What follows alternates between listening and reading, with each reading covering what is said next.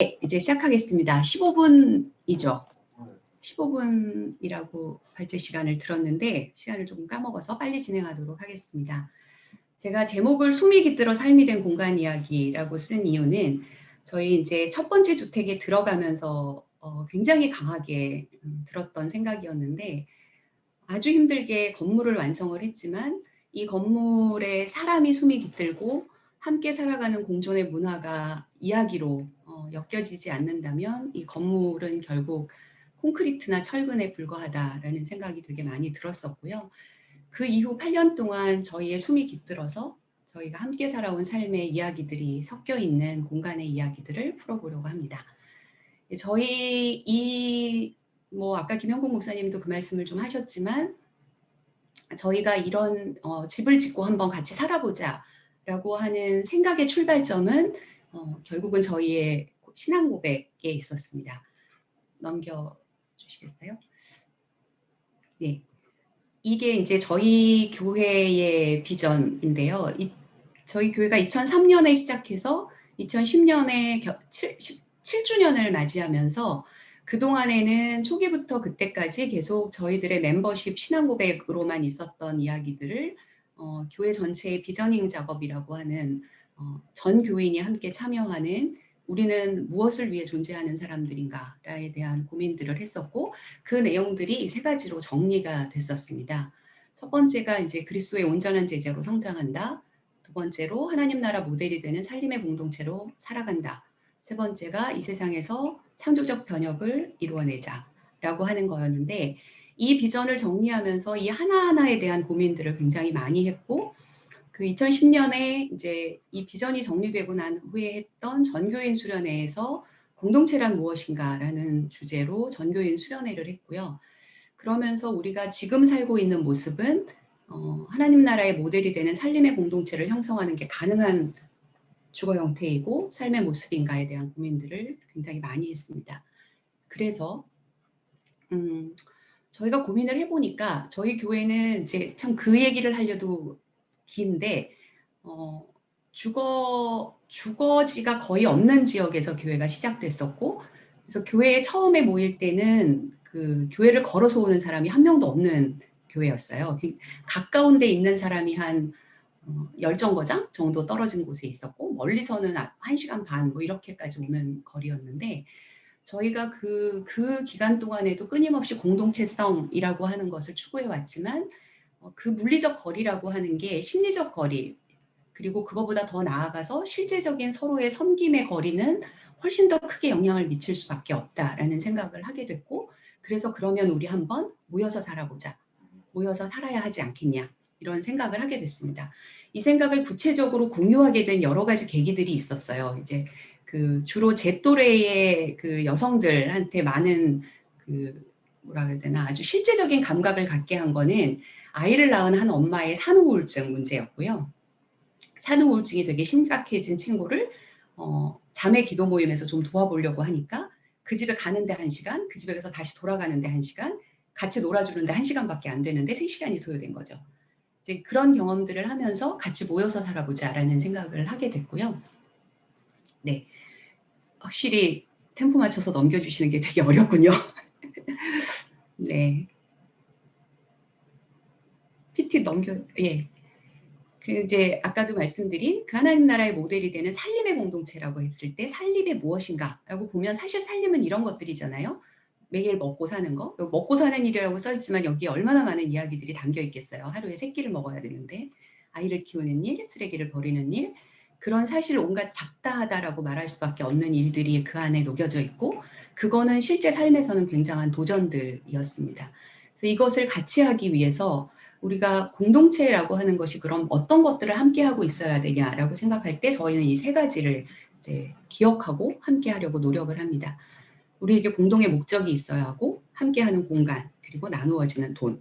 제가 이제 바깥에 다른 곳에 가서 마을 공동체에 대한 강의를 할 때는 조지 힐러리라는 사회학자가 쓴 공동체의 3요소를 조금 더 많이 얘기합니다. 근데 실제적으로 아주 실제적인 삶의 문제에서는 지역성이나 상호작용이나 유대감이라고 하는 사회학적 언어보다는 우리가 무엇을 위해 살아가고 있는가 그리고 우리는 어떤 공간에서 함께 시간을 보내고 있는가 그리고 실제로 돈을 공유하는 부분이 어느 정도나 되는가, 어떤 방식으로 돈을 벌고 함께 나누고 있는가, 이게 훨씬 더 중요한 요소였습니다.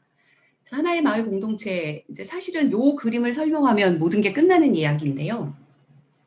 저희는 이 세 개의 틀로 이렇게 교집합이면서 부분집합이기도 한 그림을 그릴 수가 있는데, 전체로 하나의 교회가 있습니다.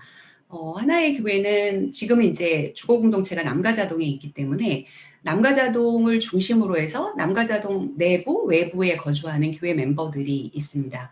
요 마을 공동체 하나를 빼면 한 120명 정도가 그 남가자동 외부의 마을 공동체원이 아닌 사람들까지를 포함한 하나의 교회를 이루고 있고, 저는 여기를 예배 공동체라고 표현하는데 아까 김영국 목사님이 거기다가 공동체라는 이름을 붙이는 것은 좀 적절치 않다라는 표현을 쓰셨지만, 아무튼 편의상 예배 공동체로 함께 예배를 드리고요.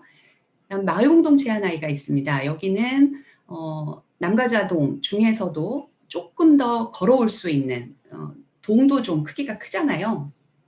그래서 실제로 걸어가면 좀 불편함이 있습니다. 그래서 이제 저희는 저희 교회 식구들한테 어떤 집이 좋은 집이냐 그러면 하이제나 하심제와 가까운 데 있는 집이 좋은 집입니다. 거기로 모일 수가 있으니까. 그래서 이제 이곳에 살고 있는 교회 member들이 있고, 이분들이 지금 한 성인 100명, 아동까지 합하면 130명이 좀 넘는 것 같아요. 아이들이 좀 많이 태어나서. 여기는 이제 교회와는 별도로 이사회를 구성해가지고 운영하고 있고, 제가 이제 거기 이사장을 하고 있는 거고요. 이 안에 반창고라고 하는, 반지하 창문으로 스미는 고운 햇살이라고 하는 아름다운 뜻을 가진 것입니다. 싱글 여성 하우스를 이제 교회가 희년기금을 통해서 보증금을 지원해주는 그런 공동체 공간이 하나, 하우스가 더 있고, 그 안에 주거 공동체가 있습니다. 어쩌면 반창고도 주거 공동체 안으로 들어올 수 있기도 한데요.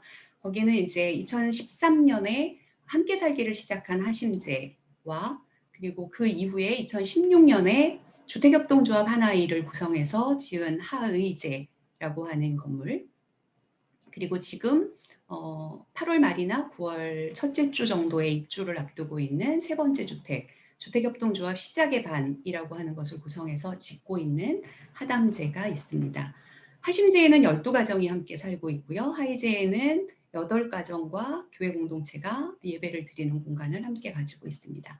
하담제에는 처음으로 외부에서 자유롭게 출입할 수 있는 커뮤니티 공간을 구성해서 5가정과 1개의 싱글하우스 공동체 공간을 체험하고 싶은 청년들을 위한 공간으로 한 6.5평 정도의 원룸을 집어넣은 6채가 들어있는 집을 지금 짓고 있는 중입니다. 제가 이 발제를 준비하면서 주거 문제를 조금 더 부각시켜서 말씀을 드려야 할까, 그러니까 집이라고 하는 주거 문제를 해결해가는 방식으로서의 함께 살기를 말씀을 드려야 할까, 그 안에서 함께 사는 내용을 조금 더 집중해야 될까 했는데, 결국은 후자를 말씀드리기로 마음을 먹고 얘기를 하고 있습니다. 첫 번째 시도였던 하심제가 저희가 시작된 게 2011년에, 그 이전에 긴 역사가 있었고요. 2011년 3월 30일 날 토지 계약을 했습니다. 사실 그 이전에 저희가 모여서 준비를 하면서는 서울의 땅값은 우리가 감당할 수 있는 수준이 아니다라는 생각을 했고, 저희 교회 식구들 중에 자기 자가를 가지고 있는 사람들이 거의 없었던 상태였거든요. 그래서 저희가 집을 서울에서 짓는 건 어렵겠다고 생각을 해서, 사실은 뭐 여러 군데를 보고 다니다가 파주에 이제 땅을 사려고 거래를 했습니다. 그래서 평당 70만 원짜리 땅을 사서 하려고 했는데, 그 당시까지 서울에 교회 공동체가 저희 같은 형태의 주거 공동체를 지은 사례가 전혀 없었어요. 거주 공동체를 하는 공동체들은 대부분은 이제 가까워야 교회 지역, 아니면은 지방에서 작으면 3가정, 많아야 10가정 이내가 함께 살고 있는 곳들이었고, 저희가 모델을 볼 수 없는 상태였는데, 저희가 파주 땅을 살까라는 생각을 하면서 굉장히 많은 고민을 했습니다. 저희 공동체 식구들이 비교적 젊은 편이었고, 결국 한국 사회에서 인구의 5분의 1이 살고 있는 도심을 포기한다? 이런 느낌이 저희한테는 약간 있었죠. 그래서 도심에서의 공동체를 해보고 싶었고, 3월 30일 날 토지 계약을 하면서 2013년 5월 28일에 입주했으니까 무슨 건물을 이렇게 오래 지었나 싶은 생각이 드시지 않아요? 굉장히 많은 어려움이 있었습니다. 그때는 설계조차도 공동체 주택을 설계하는 사람이 거의 없었고 법도 되게 어려운 문제들이 많아서 이제 그런 문제들은 나중에 제가 혹시 진짜 집을 지을 마음이 있으신 분들이 오시면 아주 자세히 친절하게 설명을 드리도록 하겠습니다. 그래서 그 역사를 보면은 저희가 이제 참 긴 시간들을 보냈는데요. 2011년에 지으면서 저희가 사실 그 2012년 6월까지 준공을 할 예정이었어요. 근데 2012월 6월, 12년 6월의 상태가 이 1층 요거된 상태였거든요. 그러니까 굉장히 많은 난관을 겪었겠죠. 그래서 실제로 12가정이 입주를 하려고 했는데, 입주하는 시점까지 6가정에 모여 살면서 저희가 6가정의 전월세 자금을 빼서 공사대금으로 지불을 하는, 그래서 실제로는 주택에 함께 살기 전부터 함께 사는 이 두 사람의 그림을 그린 이유는, 사진을 넣은 이유는 아빠와 아들이 아닙니다. 남의 집 아이인데 같이 살고 있었어요. 그리고 이 옆에 있는 사진은 저희가 그 만 2년이 넘게 집을 짓고 입주할 때의 상태입니다. 굉장히 희한하죠. 예, 유리창도 달리지 않은 집에 입주를 하는 고난의 역사가 있었습니다. 네, 그렇게 해서 입주한 건물인데 들어가서 한 2년쯤 살고 나니까 저희 주변에서 젠트리피케이션이 일어나고 있는 게 보이는 거예요. 대표적인 게 뭐였냐면 저희가 이제 남가자 1, 2동이 있는데 남가자 1, 2동, 북가자 1, 2동을 통틀어서 저희가 하심제가 있는 남가자 2동의 절반 지역을 제외한 나머지 모든 지역이 서울의 마지막 가장 큰 뉴타운으로 개발된 곳이었습니다. 그리고 저희 하심제 바로 앞에서 지어지고 있는 뉴타운의 정문에 가리워져 있었던 그 공사 막이 있잖아요. 공사를 하기 위해서. 이게 이제 10월쯤 내려갈 예정이었는데 주변의 집값들, 땅값들이 오르고 있다는 걸 감지했습니다. 그래서 저희가 이러다가는 하심제 하나가 남고 이 지역에 우리가 공동체를 형성하고자 했던 계획이 무산될 수도 있겠다라는 생각을 하면서 굉장히 성급하게 땅을 보러 다니기 시작했고 그때 너무나 또 신기한 방식으로 땅이 나와서 이 두 번째 하이제 주택을 지었고요. 이 주택은 첫 번째 주택을 저희가 지으면서는 그 주택을 공유할 수 있는 온갖 방법들을 연구해 봤는데 그 당시에 법이 없었습니다. 그래서 맨 처음에 공유를 해보겠다고 일단 땅을 한 사람의 이름으로 샀는데 나중에 이제 여러 가지 법적 절차와 이런 것들을 고려를 하다가 개인 분양을 했고 내부적으로만 협동조합과 비슷한 형태의 내부 규약을 가지고 움직이게 됐습니다.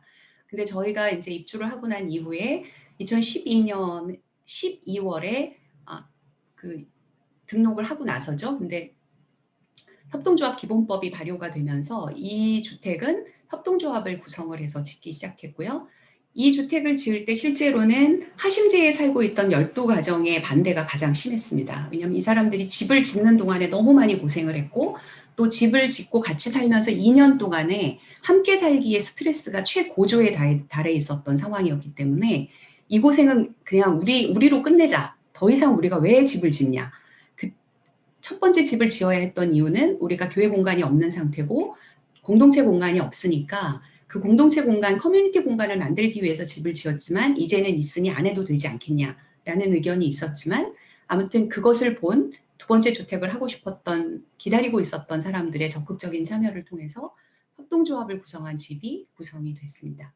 그래서 이 두 가정, 그리고 사실은 이 집이 완성되었던 2016년에는 하심제로 살고 있는 사람들이 3년을 넘기면서 함께 살기에 스트레스가 좀 해소되고 함께 살기에 기쁨을 많이 누리게 되는 시점이 됐고요. 또 이 집은 첫 번째 주택보다는 훨씬 쉽게 지어져서 3주년이 지났을 때는 굉장히 화기애애한 저희 축하 파티를 할 수 있었습니다. 그래서 이 안에서 뭐 하는지를, 이 두 번째 주택은 지하에 마을극장을 집어넣고요. 저희 동네에 오시면 하나의 교회는 찾기가 어렵습니다. 간판이 없거든요. 이 마을극장에서 주일날 저희가 예배를 드리고요. 1층에는 따라멜리 19라는 이태리언 레스토랑이 있는데 이곳은 공동체 식구들이 재정 참여자라고 하는 이름으로 한 구자당 100만 원씩을 내서 공동 비즈니스로 운영을 하고 있습니다. 이 공간을 주일날 저희가 써야 되기 때문에 외부에 분양을 할 수가 없었고요.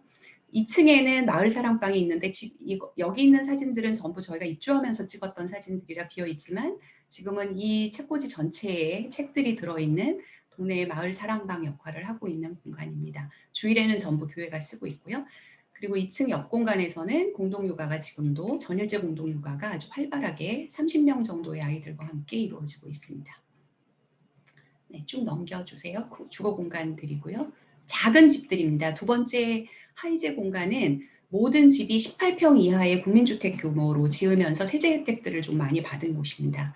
저희가 이 안에서 하는 일들은 아까 공간과 목적과 시간 뭐 이렇게 말씀을 드렸었는데 공동의 공간이 있기 때문에 가능한 일들이 참 많이 있습니다. 저희는 지금은 이제 그 코로나 때문에 저희가 수요 공동 식사를 함께 하지 못해서 되게 다양한 시도를 하고 있어요. 밀키트를 만들어서 나누어 주고 밀키트를 함께 먹은 사진들을 동시에 올려주고 밀키트를 먹으면서 저희의 공동 기도문, 식사 기도문이 있거든요. 그 기도문을 함께 읽고 뭐 공동 식사 송을 함께 부르고 이런 정도로 나눠서 하고 있는데 뭐 그 이전에는 수요 공동 식사와 토요 브런치를 함께 하고 공동 육아의 아이들의 뜰과 방과후 학교인 꿈틀꿈틀을 함께 운영하고 부모 커뮤니티도 있습니다.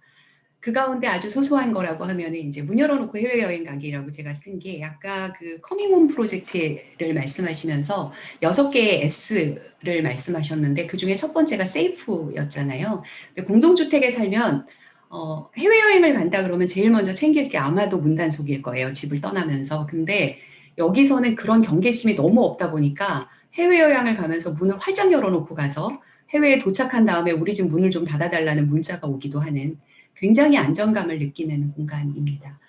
돈을 내야 하는 우리의 방식은 사실은 집을 짓는 과정의 초기부터 시작이 됐습니다. 저희가 차심제 12가정을 모을 때도 일단 들어갈 수 있는, 집을 지을 수 있는 돈이 있냐 없냐를 생각하지 말고 함께 살고 싶냐 아니냐를 먼저 고민한 다음에 손을 들어달라 이렇게 얘기를 했었고 그때는 모델이 없기 때문에 두려움들이 엄청 많아서 많은 사람들이 쉽게 손을 들지 못했는데 그때 손을 들었던 가정 중에는 정말 가지고 있는 돈이 전월세의 보증금도 안 되는 친구들이 있었습니다. 근데 그것들을 어떻게 해결했는지는 지금 말씀드리긴 좀 어려울 것 같고요. 궁금하신 분 나중에 물어주세요. 그리고 관리비라고 하는 것도 저희가 이제 이렇게 산다 그러면 관리비를 어떤 방식으로 내냐 이렇게 물어보는데 저희는 소득 대비 5%를 냅니다. 근데 이제 하심제를 들어갈 때 저희가 12가정 모두가 아주 정직하게 자기 소득을 공개했습니다. 서로 모두가. 그래서 그 공개된 소득에서 5%, 그 이후에 소득이 올라가면 알아서. 근데 이제 그렇게 말씀드리면 또 모두가 묻습니다. 그걸 안 내면 어떤 제재 조치가 있냐? 없습니다. 내는지 안 내는지 회계하고 감사 말고 아무도 모릅니다. 그러나 우리는 그것을 신뢰하면서 8년 정도를 지내왔고요. 저희가 아무튼 그게 저희의 자부심 중에 하나이기도 한 것 같아요. 그래서 이제 하심제에 살고 있는 사람들은 하심제 기금으로 소득의 5%를, 마을공동체 기금으로 소득의 5%를, 그리고 대부분의 경우 교회 전체가 운영하고 있는 희년기금의 소득의 3% 정도를 내면서 소유를 공유하면서 살고 있습니다.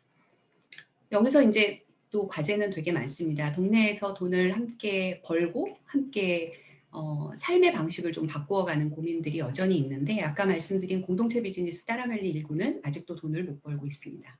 빚이 늘어나고 있어요. 예, 코로나 사태로 빚이 멈췄습니다. 어떻게 멈췄는지 그것도 신기하죠? 예, 동네에서 우리는 어떤 이웃으로 살아갈까? 우리의 목표는 하나님 나라 삶의 공동체의 모델을 만드는 것인데 그것도 참 쉽지 않은 일입니다. 근데 독거 어르신 돌보기 같은 걸 예를 들면 저희가 공동체로 함께 살기 전에도 이 활동을 계속했었지만 지역으로 들어오면서 독거 어르신 돌보기는 그 이전의 모습하고 전혀 달라졌습니다. 예를 들어 저희가 한 분 모시고 있던 분은 저희가 이제 굉장히 여러 어르신들을 섬기고 있었는데 거의 매달 한 번 정도 가는 것밖에 못했었거든요. 근데 그 중에 한 분이 살고 있던 지하방에 물이 들어올 때 저희가 힘을 합해서 저희 공동체 하우스가 있는 바로 뒤로 이사를 시켜드렸고 이분은 정말 무연고자 아무도 없으시거든요. 무남동녀 외딸에 무자녀로 이혼을 하신 분이어서 이분이 돌아가실 때까지 저희가 계속 옆에서 돌봤고 이분을 돌보면서 이제 저희가 마지막 임종을 저희가 지켜보고 마지막 장례도 저희가 치러드렸습니다. 근데 이분에게 저희가 드리기만 한 게 아니라 저희가 두 번째 주택을 지을 때 신기하게도 이분의 집을 옮겨드린 곳에 바로 앞집이었어요. 그래서 이 할머니께서 그 주변에 있는 모든 민원을 잠재워 주셨습니다. 나를 돌봐주고 있는 우리 조카들이 이 집을 짓는다. 조금만 참아달라. 그래서 엄청난 덕을 보고 두 번째 주택을 지었던 기억이 있습니다. 예, 쭉 내려가 주세요. 이제 거의 끝내려고 합니다. 네. 이건 조금 아까 말씀드렸던 거라 그냥 넘어가기로 하고요. 저희의 같이 공동 식사를 하는 모습이고요. 저희 공동 육아의 모습입니다. 이분은 선생님은 아닌데 동네 이모인데 글을 잘 읽어서 일주일에 2번인가 이렇게 내려가서 아이들한테 동화책을 읽어주고 있습니다. 저희가 함께 아이들의 뜻, 그러니까 이거는 꿈틀 방과후학교 수업에서 아이들이 인형극을 만들었고 동짓날에 동짓 팥죽을 쏘아서 같이 나눠 먹는 모습입니다. 대외적으로도 저희가 여러 가지 일을 하는데 마을극장을 처음에 오픈하면서 저희는 보통회라고 하면은 교회 헌당식을 했을 가능성이 있을 테지만 저희는 이 엄마들이 아프거나 미치거나라고 하는 연극을 같이 공연하는 것으로 지역사회에 저희 존재를 알렸었습니다. 그리고 뭐 어떤 이슈가 있을 때 뭐 이런 주민이 꿈꾸는 세상 말하는 개헌해서 박주민 의원을 모셔서 같이 하는 포럼이나 강좌 같은 것들도 했습니다. 저희 동네에 있는 마을 건강방인데 저희 교회 식구들이 함께해서 보건복지부와 같이 운영을 한 것이고요.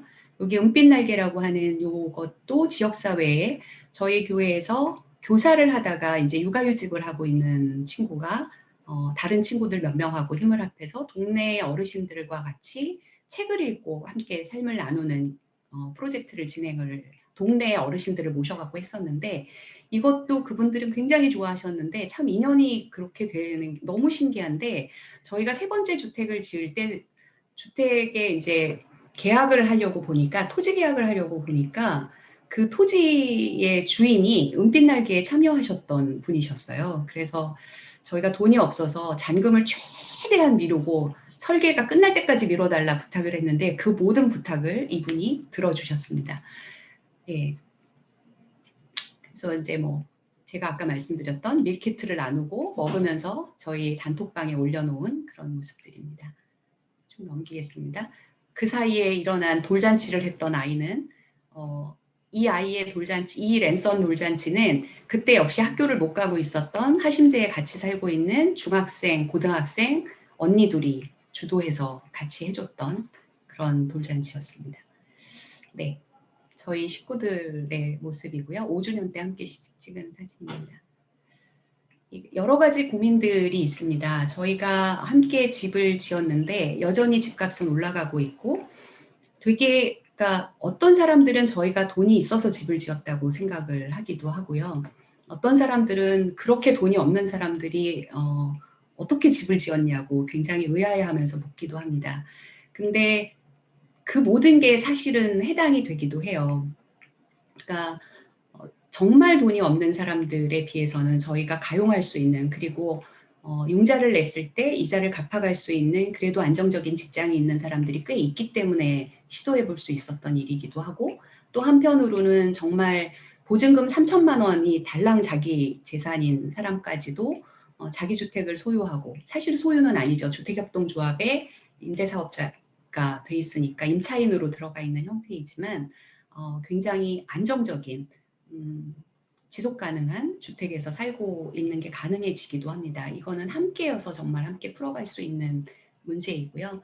그러나 저희는 여전히 아직도 청년들이 마을을 누리고 마을 안에서 어떻게 자리매김해야 되는지에 대한 과제를 안고 있기도 하고 그리고 이게 주거가 이렇게 풀려져 가면서 결국이라고는 할 수 없는데 현재까지는 전통적인 가족 중심의 마을 공동체가 운영되고 있다라고 하는 고민들을 가지고 있습니다. 그리고 지역사회에서도 저희가 어떻게 지역사회를 섬기고 그리스도인으로서의 빛과 소금의 역할을 할 것인가에 대한 고민들도 여전히 많이 가지고 있습니다.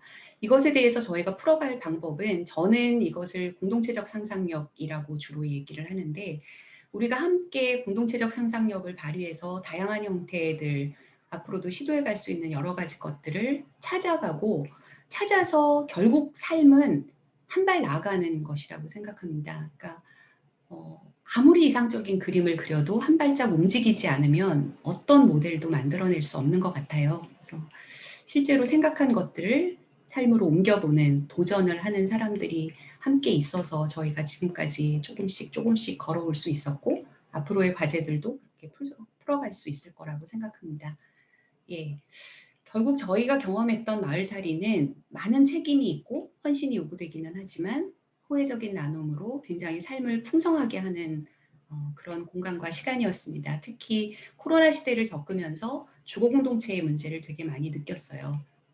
사실 이제 엘리베이터에서 만나는 모든 사람들이 아는 사람들이고 그 안에서 되게 편안하게 사람을 만날 수 있었기 때문에 격리가 미덕이 된 코로나 시대에서도 저희는 만남을 멈추지 않을 수 있었고 또 심지어 이제 재택근무를 해야 하는 사람들이 직장의 다른 직원들의 부러움을 받으면서 넓은 공동체 공간에서 흩어져서 일을 하고 또 차를 한 잔 마시기도 하고 이야기를 나누기도 하는 그런 경험들을 그 기간에도 함께 할 수 있었습니다. 네. 사실 공동체로 살아가는 삶은 우리의 바닥을 드러내게 할 것이고 그 가운데서 주님이 일하기 시작하실 것이다 라고 하는 것이 장반이의 제가 되게 좋아하는 공감하는 말인데 요즘 느끼는 것은 공동체의 삶은 우리의 바닥을 드러내는 게 너무 명백한 것 같은데 주께서 일하시는 모습들을 저희가 경험하는 것은 저희의 많은 부족함 때문에 아직 충분하지 않다라는 생각이 늘 많이 들고요. 저희가 그 은혜를 구하면서 하나님이 일하여 주실 것을 그리고 일하실 수 있도록 저희의 삶을 내어드리려는 고민들을 저희가 아직 계속하고 있는 중입니다. 사실은 저희가 사례 발표를 하는데 저희가 공동체 사례 발표를 요청을 받았을 때 하기 시작한 게 올해가 처음입니다.